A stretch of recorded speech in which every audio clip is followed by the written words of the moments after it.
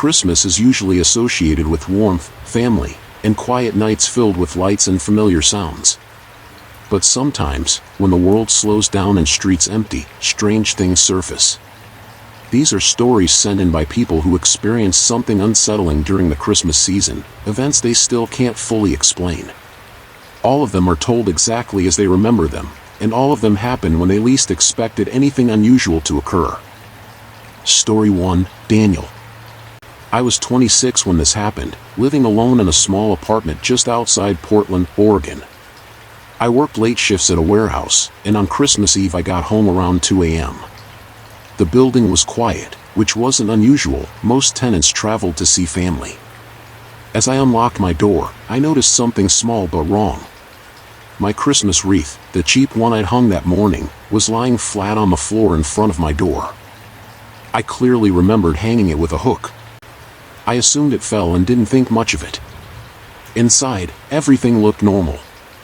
I reheated leftovers, turned on the TV at low volume, and sat on the couch. That's when I heard slow footsteps above me. The apartment upstairs had been vacant for months. I knew that because the landlord complained constantly about not finding a new tenant. The footsteps weren't heavy. They sounded careful, like someone trying not to make noise. I muted the TV and listened. The steps moved from one end of the apartment to the other, then stopped directly above my living room. After a few seconds, I heard something slide across the floor, slow, deliberate. I tried to rationalize it. Old buildings make noise. Pipes expand. But then came the sound of knocking.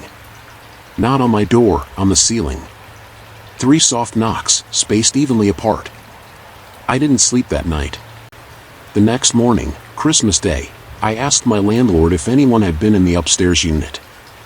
He looked confused and said no, adding that the locks were still sealed from the last inspection. I moved out 2 weeks later. When I did, I noticed scratch marks on the ceiling above my couch. They were shallow, uneven, and formed what looked like long drag marks, like someone had been crawling. Whatever was moving above me that night wasn't supposed to be there. The next story comes from Rachel, who experienced something unsettling while staying at a hotel during Christmas. Story 2, Rachel. I grew up in Reno, Nevada, and when I was 17, my parents booked a last-minute Christmas stay at a roadside hotel near Lake Tahoe. The hotel felt old and neglected. The lobby was decorated for Christmas, but the decorations looked like they hadn't been replaced in years. Late that night, after my parents fell asleep, I heard a child laughing somewhere in the hallway. The sound didn't move. It stayed directly outside our door. Then came soft knocking. Slow, careful taps that made my stomach drop. When I looked through the peephole, the hallway was empty. The knocking stopped, but I could hear quiet breathing on the other side of the door. The sound of bare feet walking away followed shortly after. The next morning, the front desk told me there were no children staying on our floor.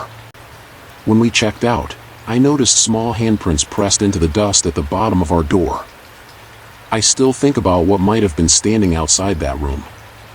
This experience was sent in by Marcus, a delivery driver working overnight routes on Christmas Eve. Story 3, Marcus. 2 years ago, I was delivering packages through rural Pennsylvania, near Route 322, during a heavy snowstorm on Christmas Eve. Around 3 a.m., I was sent to deliver a package marked as urgent to a farmhouse far from the road. The porch light flickered, but no other lights were on. I knocked and waited, but no one answered. As I turned to leave, the porch light shut off completely. Behind me, I heard the sound of bells jingling softly, like Christmas decorations being shaken. I saw a tall figure standing in the window, completely still. I couldn't make out a face, but I knew it was watching me. The bells grew louder even though the figure didn't move. I left the package and rushed back to my van. The next day, my supervisor told me the address didn't exist. There was no registered house at that location. I stopped taking overnight delivery routes not long after that. The final story comes from Emily, who experienced something disturbing during Christmas when she was a child. Story 4, Emily.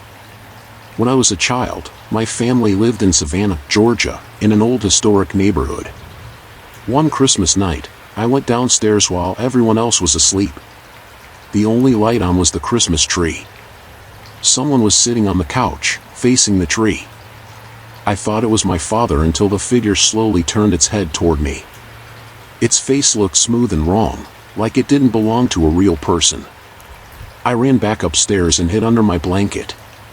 The next morning, my parents said I must have been dreaming. Later that day, my mother found muddy footprints on the living room rug. They led from the couch to the front door and stopped there. I've never forgotten what I saw that night. This next story was sent in by Thomas, who experienced something unsettling while driving alone on Christmas night. Story 5, Thomas. I was driving back home to Flagstaff, Arizona, late on Christmas night after visiting relatives. It was close to 1 a.m., and the highway was almost completely empty. About 40 minutes into the drive, I noticed a car behind me. It stayed at the same distance for a long time, which stood out because there were no other vehicles around. Eventually, the car flashed its headlights twice. I slowed down slightly, thinking maybe something was wrong with my car. When I did, the headlights behind me shut off completely. I checked my mirrors. The car was still there, but now it was driving without any lights on. My heart started racing. I sped up, and so did the car. No matter how fast I went, it stayed right behind me. After several minutes, the road curved sharply, and when I looked back again, the car was gone. No turn-offs. No side roads. When I finally got home, I noticed muddy handprints on the trunk of my car, as if someone had been holding onto it. I never drove that road at night again. The following experience was sent in by Natalie, who noticed something strange while spending Christmas alone for the first time. Story 6, Natalie. Last Christmas, I stayed alone in my apartment in Columbus, Ohio, while my family traveled out of state. Around midnight, I heard my doorbell ring. I froze. No one ever visited that late, especially on Christmas. I checked my phone, no messages, no missed calls. I looked through the peephole. There was a man standing there, wearing a Santa hat. His head was lowered, and I couldn't see his face. I didn't answer. The doorbell rang again, longer this time.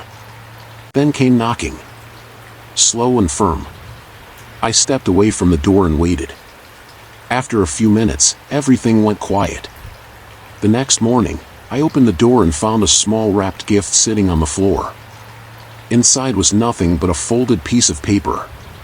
It had my full name written on it, spelled correctly. I threw the gift away and stayed with a friend for the rest of the holidays. This final story was sent in by Aaron, who experienced something unsettling while working the night shift on Christmas. Story 7, Aaron. I worked as a night security guard at an office building in downtown Chicago. On Christmas Eve, the building was completely empty. Around 2:30 a.m., one of the motion sensors on the third floor was triggered. I checked the cameras. The hallway looked empty, but the sensor kept activating every few minutes, moving slowly toward the stairwell. I went upstairs to check in person. The floor was dark, and the air felt unusually cold. As I walked down the hallway, I heard faint humming. It sounded like someone quietly singing a Christmas song, but I couldn't make out the words. The humming stopped as soon as I reached the stairwell. Later, reviewing the footage, I noticed something I missed earlier. The motion sensor wasn't detecting a person walking. It was detecting something moving low to the ground. I transferred to a daytime position not long after that. Christmas is meant to be comforting and familiar, but these stories show how easily that feeling can disappear. Sometimes, the quietest nights leave the deepest impressions.